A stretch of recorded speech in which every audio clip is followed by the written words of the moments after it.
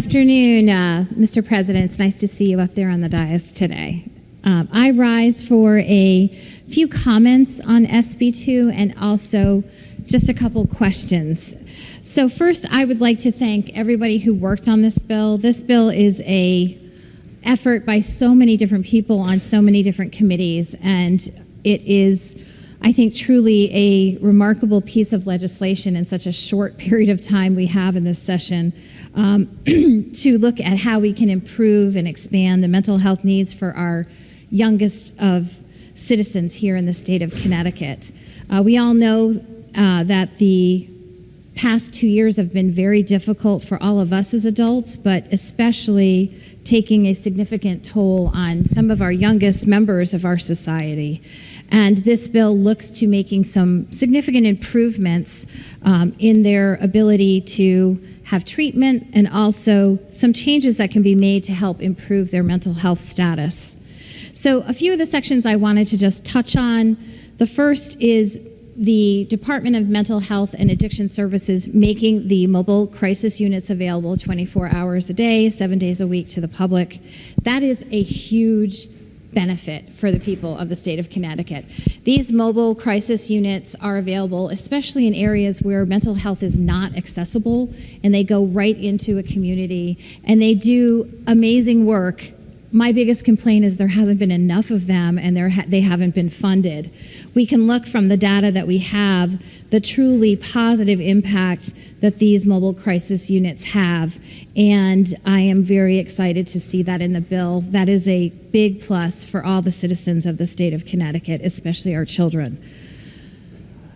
The next section I'd like to comment on is Section 6, which requires the School of Education at the University of Connecticut to conduct a study of the impact of social media and mobile telephone use on the mental health of students. And this is something that I worked on with Senator Fazio, and I want to share a story in the circle that I have been authorized to tell this story. So during the COVID pandemic, I was contacted by a mother in my district of a young girl who had straight A's before the pandemic. Her parents were both blue-collar workers that had to work. They couldn't take off to be home with her, and her school was not providing in-person learning like many of our schools had to during the pandemic. She was home alone, checked on, but home alone, not a lot of adult supervision, on the computer doing remote learning. And during that time, this straight-A student who was interested in art and theater started to go on the internet and get involved, not necessarily in a nefarious chat group, but with a group of what she thought were boys her age.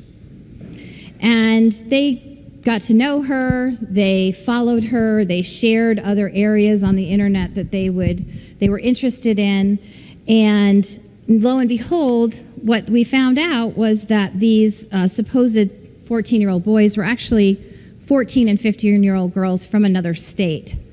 And what happened is when this young woman, or I should say young woman, who is 14, straight-A student, started to be harassed by these girls in a way that only girls know how to be cruel. The mean girl in high school is only amplified online. And then they would follow her into the different areas on the internet that this young lady was interested in, bullying her, harassing her, saying things that somebody who's 13 doesn't have the core to be able to let it roll off your back. She doesn't have the skin that's thick enough to understand when somebody's saying something very hurtful and personal to let it go.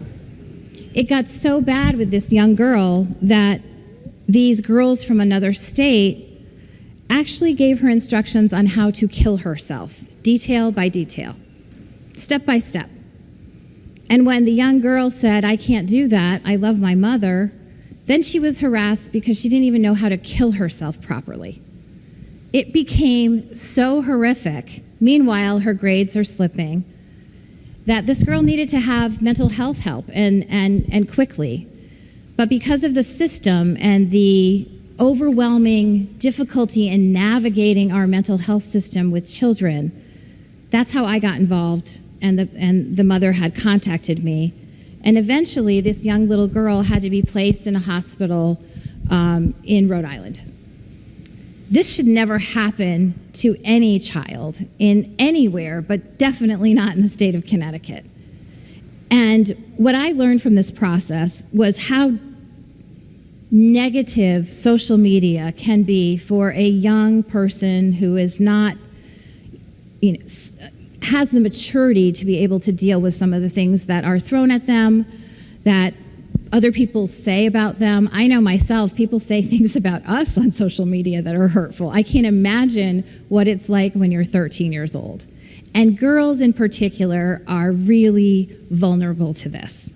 And I met a researcher who's actually on the Board of Education in Stonington, Connecticut, who has done some really great meta-analysis of the correlation between social media and the rise in mental health.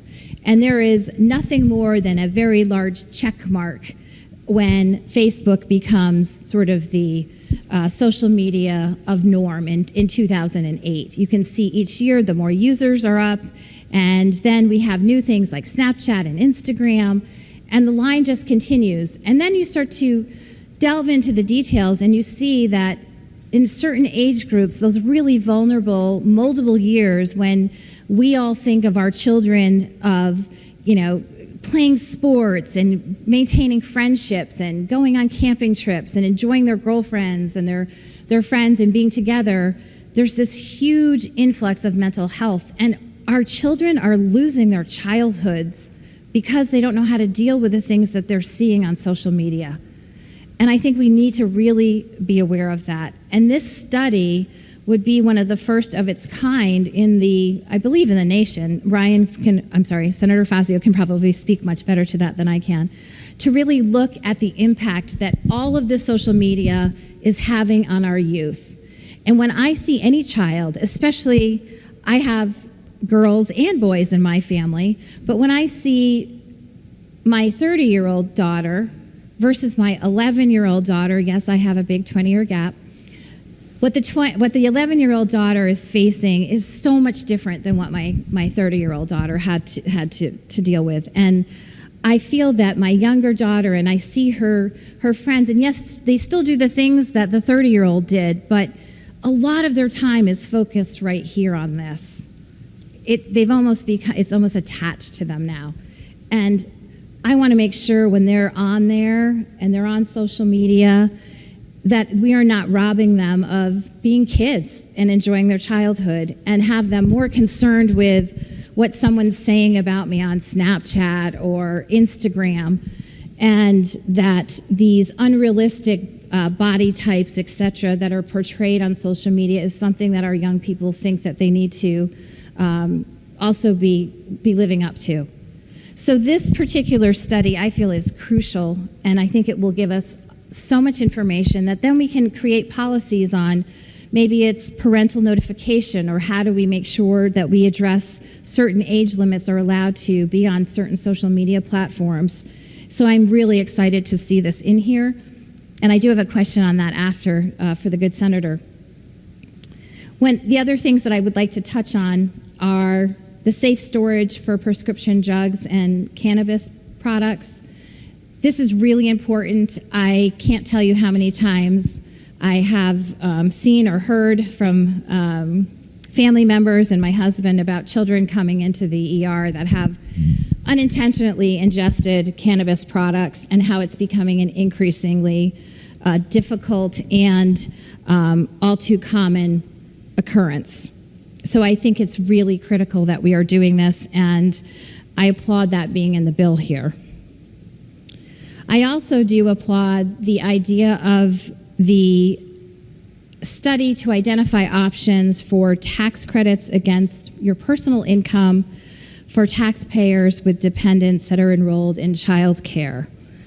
I can tell you, when I was a young mother, married with 2 kids, child care for 2 children was more than our mortgage. I can't even imagine what it is now.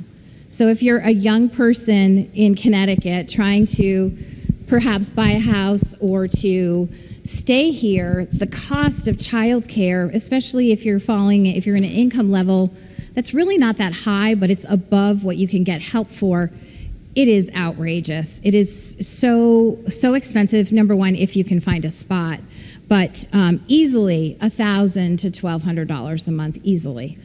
And that is not money that you are spending in your household. You get to use to improve your house or do a repair on your car. That's money just going for the care of your child. And I do think, and I always have thought, that there should be some tax relief for that type of money that's going to a child care, to be able to write a portion of that off of your personal income, because that ability to, number one, have that parent working could look at, the state of Connecticut could look at it as that family doesn't need help from the state of Connecticut, that parent is contributing, and they're also, exposing their child. Most of our child care centers are also learning centers where the child is getting social interaction, learning how to work with others, and many times getting instruction on simple things like their letters, their numbers, and actually learning to read. So I think that's an investment, and it actually would help young people be able to stay in the state of Connecticut. I can tell you that's one of the number one issues that I hear from my constituents that are younger, the staggering cost of child care in the state of Connecticut. Probably anywhere, but particularly in the state of Connecticut.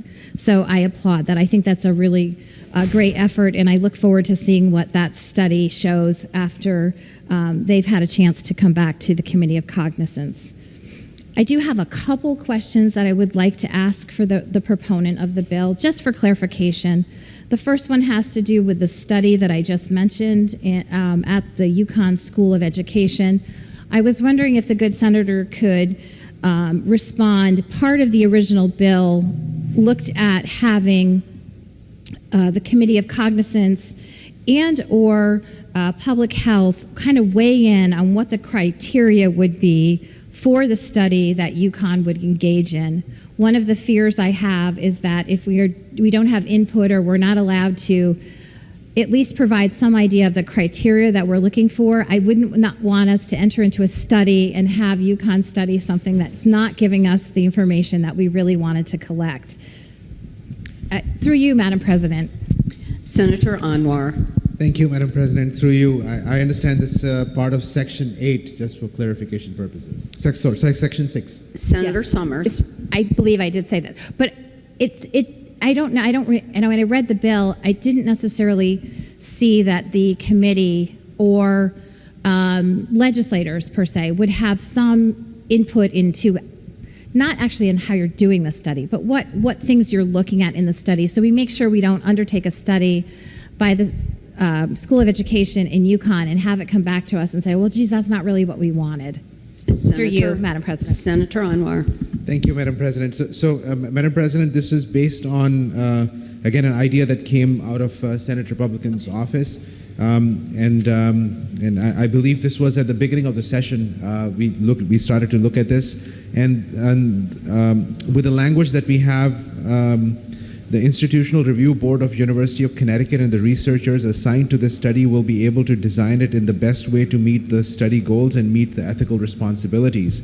The reason this study will be done through UConn, and the researchers who have the study that involved human subjects, especially children, would need to go through the rigorous Human Research Protection Program via the Institutional Review Board. This involves rounds of review of research plans and materials before the research can begin. And I think because they have a pretty robust system, we have given them the guidelines and what we are looking for. But with respect to the study design and that aspect, we will lose control. It will be very much in the hands of the scientists. Through you, Madam President. Senator Summers. Thank you for that answer, Senator. Through you, Madam President, I think what I'm hearing is they do have the criteria that we had set out forth, and they will be looking at that when they conduct their study. And that's really what I was looking for. Thank you, Madam President. Thank you, Senator. That's correct. Thank you. Okay. I also have one more question, please, through you, Madam President. Please proceed. On the Section 3, when we're talking about the mental health for athletes, student athletes, could you just speak a little more to that on why we are focused on student athletes and why there's a requirement for a mental health plan for them. I think that it would be important for people that are listening to understand why we are looking at that in particular. Through you, Madam President. Senator Anwar. Thank you, Madam President. Through you, Madam President, I'm glad my honorable ranking member has asked this question. This is something that we are aware of in the anxiety and the depression that we have seen in children, and we know in general sports activities are a protection for many of the children, but at the same time there is increased risk of anxiety in some of these situations. But also what we have noticed is that some of the opioid related challenges that we have seen with our children have been associated with sports injuries, and especially in young boys. Because of the underlying anxiety, which is undiagnosed, untreated, and the sports injury that results in a higher risk for some of these athletes to get addicted to opioids. So that's one segment that needs a better assessment and management. The other component is during those critical times when the emotions are not in control, the frontal lobe is not well developed. All parents know this part about that aspect. So there are situations that develop in competitive sports. So there are high-risk situations which develop, especially when they're before a competition, and also develops when they're about to leave their team and transitioning. So there are high-risk areas, and sometimes the interactions that a teacher has in a classroom is different than what the coach has in their sports activities. And then it's recognized that the sports coaches have a better opportunity to have conversations around some of these difficult areas. So we feel looking at that specifically would be able to help the adults or the school system to be able to give the best guidance and identify high-risk situations for solutions perspective. Through you, Madam President. Senator Summers. Yes, and I would like to thank the good senator for his answer. I'm really happy that you were able to detail that for people that are listening. I couldn't agree more. It's very important.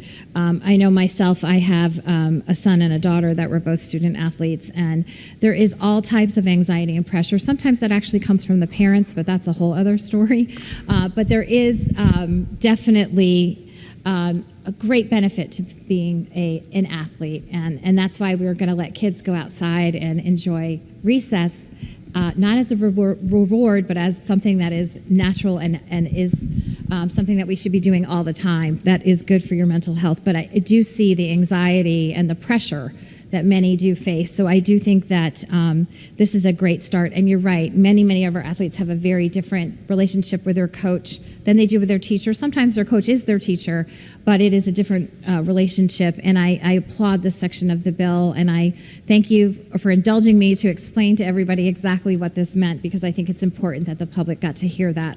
And I just would like to lastly close with the fact that I think, again, I want to thank everybody who worked on this bill. I think it is a tremendous effort in a very compressed period of time, and it touches so many different areas that can really be improved for our children's mental health.